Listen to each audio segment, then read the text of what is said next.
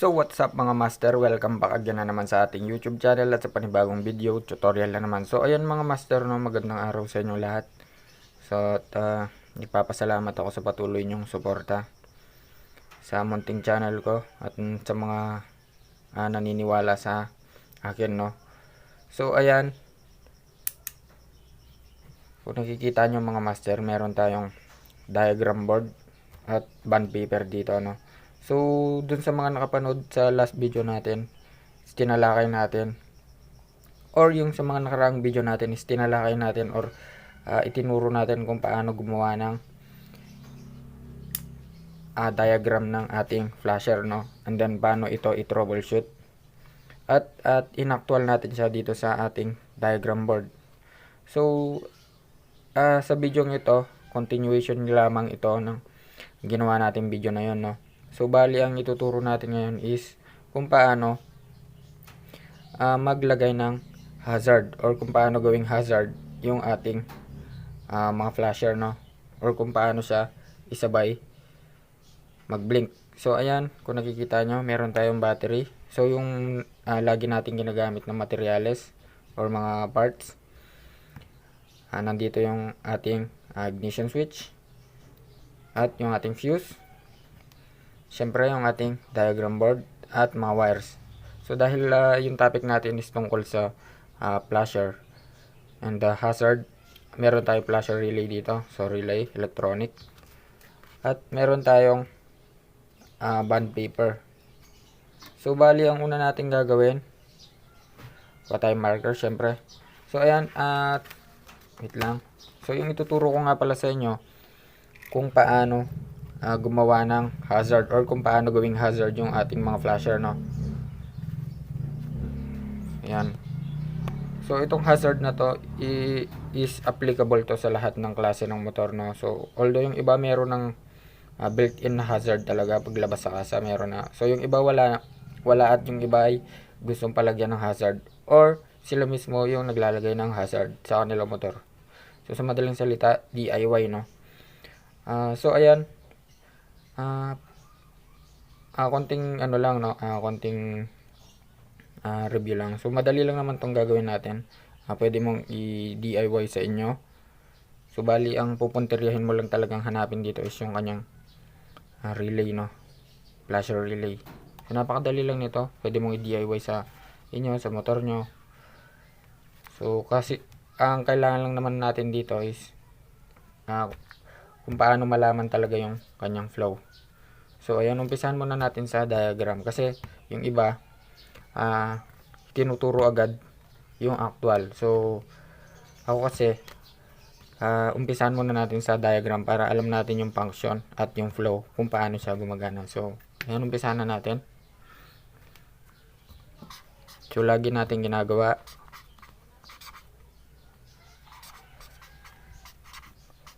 ayan, so lagyan muna natin ang title, and then so lagi talaga natin ginagawa dito dahil battery operated yung ating flasher, no. Meron tayong, so ito hindi na to importante, bali ano lamang to para alam nyo kung saan galing at kung paano yung flow ng ating flasher and hazard. So lagi natin ginagawa, meron tayong battery, mabilis lamang ito, positive at negative. So yung negative ng ating battery, for example, imagine niyo nakasalpak sa ating motor yan, no. So ayan, wala tayong gagalawin dito mga master dahil kung i-DIY nyo to, hanapin nyo lang yung ating relay. So bali doon tayo magtatama maya, i-actual natin yan. Kumbaga ito yung kanyang, dito tayo magbe-base. So meron tayong battery, syempre yung fuse hindi nawawala. Kapag may battery, may fuse. Yan, fuse box. Sa mga gusto na rin matuto, no, so lagi lang natin tatandaan, pag may battery, meron tayong fuse. Kasi lahat ng load na ibinabato ng battery sa ating wirings, sa fuse dadaan. Sa mga switches, bulbs, so yan. Except sa iba. So ayan. Sa fuse natin, meron tayong 2 wires. Then yung isang wire ng ating fuse connected yan sa positive. And then yung isa tatakbo yan sa ating ignition switch. Ayan, meron tayong on and off.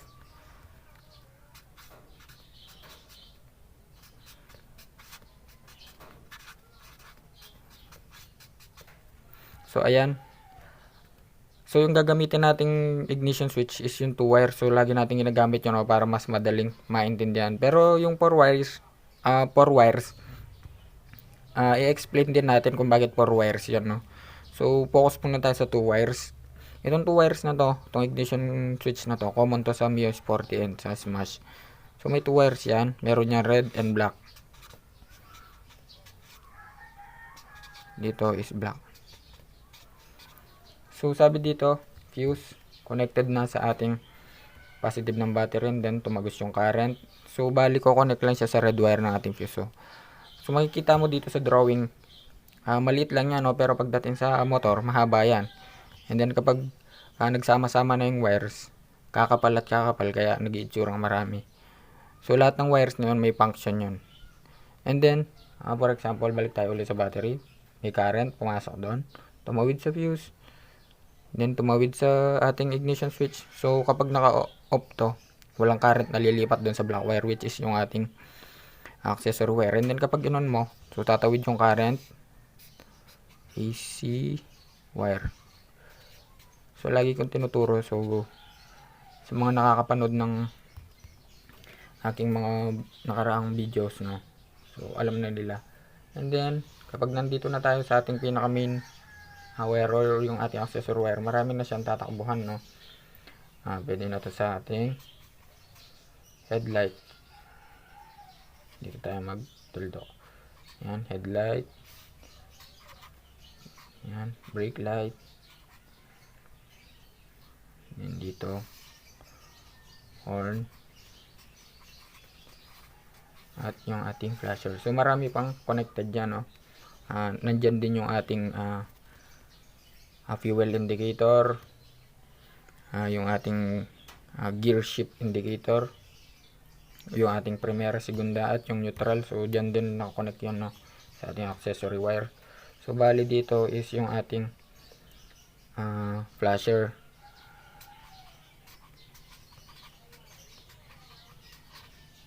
So, ayan, flasher, no? So, itong mga to, no? Buong circuit to, no? So, maraming wires yan, hindi lang basta araw. So, sa mga nakapanood ng ating previous videos, so, bali may intindihan natin yan. And then, oops. So, yun, horn. So, nakarang natin, horn diagram yung ginawa natin. And then, back to topic. So, sa flasher natin, for example, ito na yung wire, connected na yan sa ating accessory wire. Kaya kapag inon mo, lahat yan gagana na, no? Yung ating susian. Except sa headlight. Pwedeng stator drive or battery drive yan. Or yung tinatawag nilang battery operated. So, sa headlight naman yan.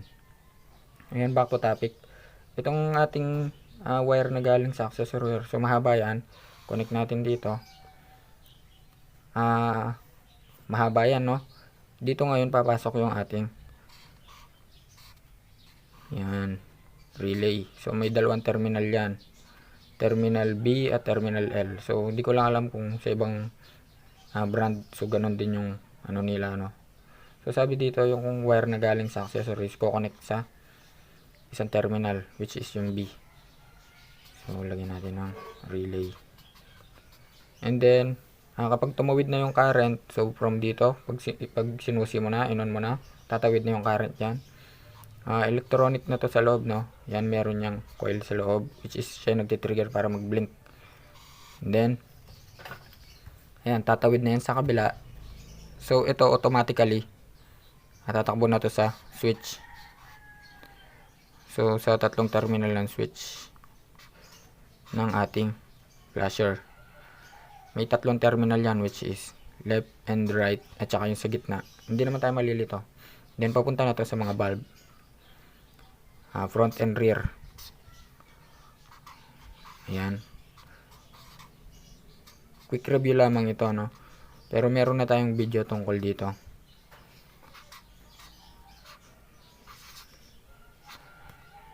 Ayan.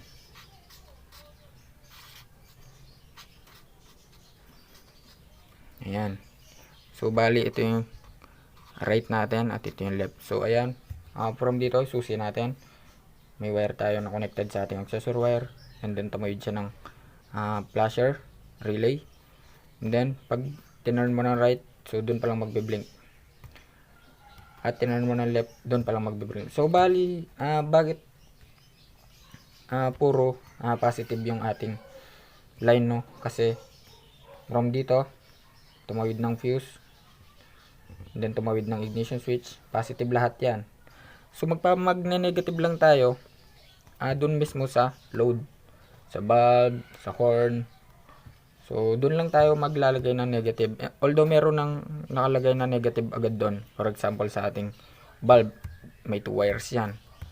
Common naman dito yung black is yung negative. Pwede mo naman tong itap kahit saan, sa battery or sa mismong chassis, pero mas recommend sa chassis.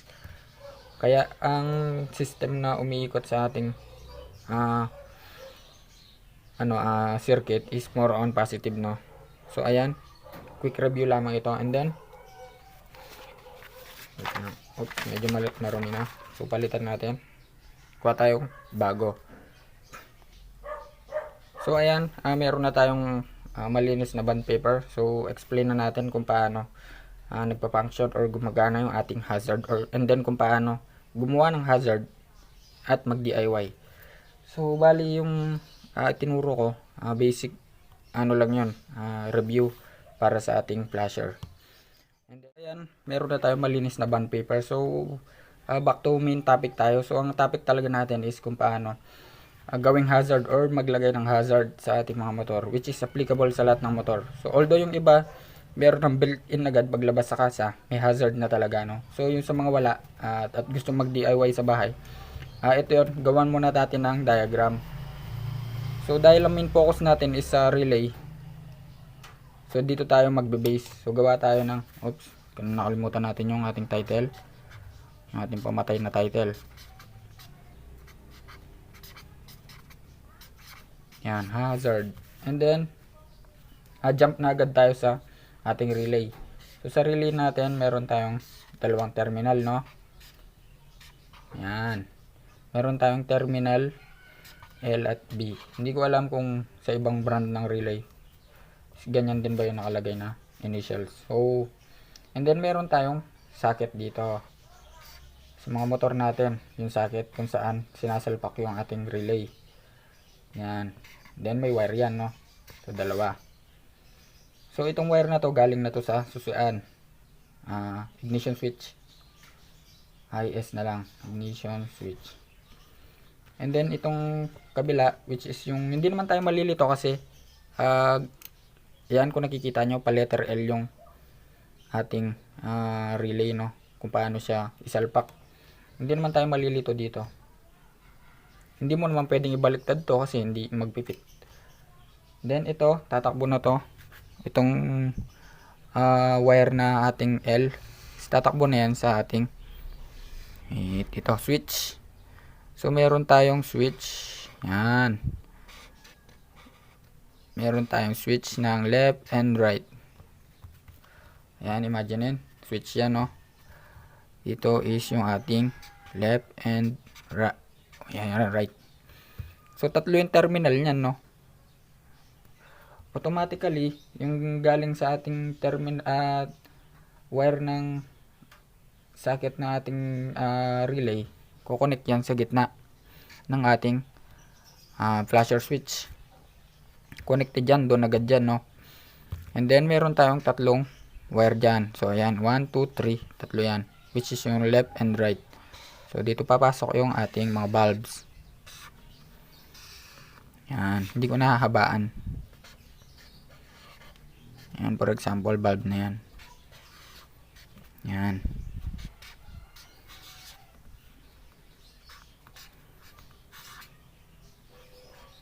Yan. Yan, kung mapapansin nyo, walang negative dyan, walang ground dyan, no? So, mag-ground tayo dito sa mga bulb na. Kaya kung mapapansin nyo, 2 wires yung ating bulb ng ating mga flashers. So, direkta na yan sa ground. Pwedeng chassis, pwedeng battery, pero mas recommend sa chassis. Kasi yung buong chassis is grounding system yun. Yan.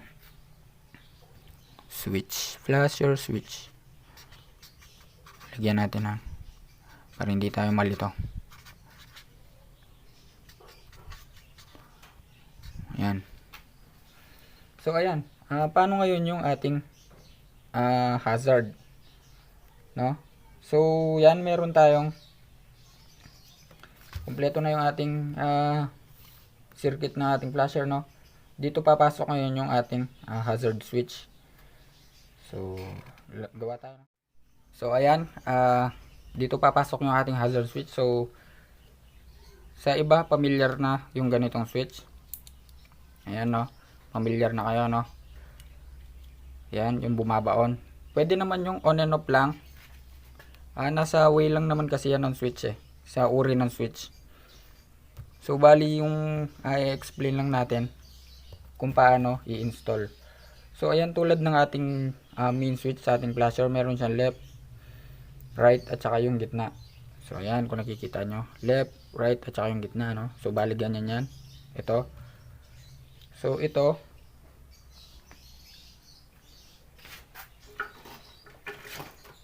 Ayan.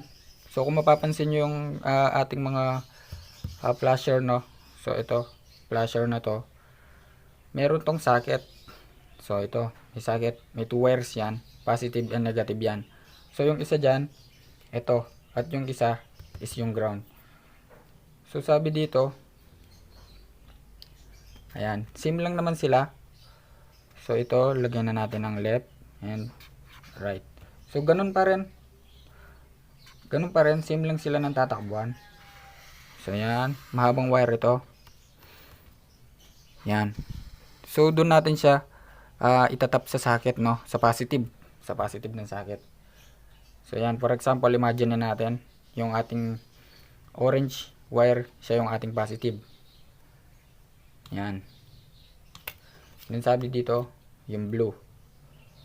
So, bali dito na lang tayo magtatap sa dulo. Pwedeng ipit or pwede ring intact para fix. So, bali ganyan ang kalalabasan niyan, no? Ayan.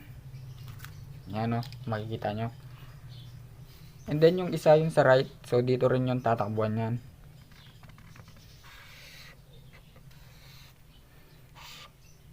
Ito, socket to, socket. Ayun, nalito na ako. Yan, socket din to. Makikita natin yan sa ating mga flasher. So, paano yung sa gitna? Yan, hanapin natin yung sa gitna ngayon. So, sabi dito, connected na lahat, no? Ating hazard switch, ating flasher switch. So, ito na lang yung kulang, yung sa gitna. Hanapin mo yung terminal L ng ating relay, which is ito. So, yung output, no? Yung output ng ating relay. So, hindi mo naman pwedeng ikabit sa B kasi may source ka nga, hindi naman nagbi-blink. So, para magka-output ka, kailangan yung tawid ng ating terminal. So, ayan. Ito yung free natin, yung gitna. Itakbo natin. So, ayan. Yung gitnang wire ng ating ayan, ito, no? Yung gitnang wire ng ating hazard switch. Tatakbo yan dito sa letter L ng ating relay. So, ayan. Pwede mong isuksok dun sa socket. Kasi socket to. Susuksok na ganon. And then, kasi from ignition switch. So, galing to ng battery, no? Ayan. Explain natin ng mas maayos. For example, naka-off ito. Itong ating hazard switch. Off yan. Walang supply yan, no? So, bali ang gagana dyan yung left and right switch lang. So, normal. Stock, ordinary. Then, ito galing na to sa battery. Battery, ignition switch. So, may source na yan. And then, tatawid yan sa ating relay. Ito yung ating relay. Yan. So, kapag pumasok na yung current sa ating relay, may coil dyan, which is electronically, siya yung nagtitrigger para mag-blink yung current or putol-putol na i-supply. Papuntang, yan, switch. Magpuputol-putol lang yung ating current kapag nag-take tayo ng right or left. Kaya, kung mapapansin nyo, yung ating mga flasher or bulb, which is putol-putol, nagbe-blink. So, ayan. Kasi dito is stable. So kapag tumawid na yung current sa ating relay, putol-putol na yan. So dito papasok yung ating hazard switch. Kasi ito, kapag bumaon na to, magko-connect tong dalawa, no, which is yung ating left and right, and then itong tatlo. So bali magko-connect sa loob yan, kukuha siya ng supply sa ating relay, which is putol-putol. So for example dito, tuloy-tuloy yung current from battery, pumasok sa relay, tumawid yan. Kasi ito naka-off to, no, kailangan naka-off yung ating flasher switch. Kapag pinindot mo to, yan, kapag pinindot mo, magko-connect tong tatlong wire na to. So dito, boom, isusupply niya sa right. Yan, sa right flasher. Kaya sabay silang magbi-blink. Pip, pip, pip, ganon. And then dito, sabay din silang magbi-blink. So bali, sabay-sabay silang apat. Pip, pip, pip. Yan, no? Ito yung ating front at ito yung ating rear. So kung mapapansin nyo, kapag nag-install kayo ng hazard, pag pinindot mo, so yung apat magbi-blink yan, no? Front and rear. So dahil connected na yan sa ating flasher. So yan, may mga mahabang wire na yan. So ayan. So sana may naintindihan kayo, no, kahit medyo magulo tayo magturo. So bali tinuturo ko sin natin detail by detail. So sa mga may natutunan at sa mga wala, so salamat din. So ayun, so please, kung nagustuhan nyo, so please like, share, and subscribe.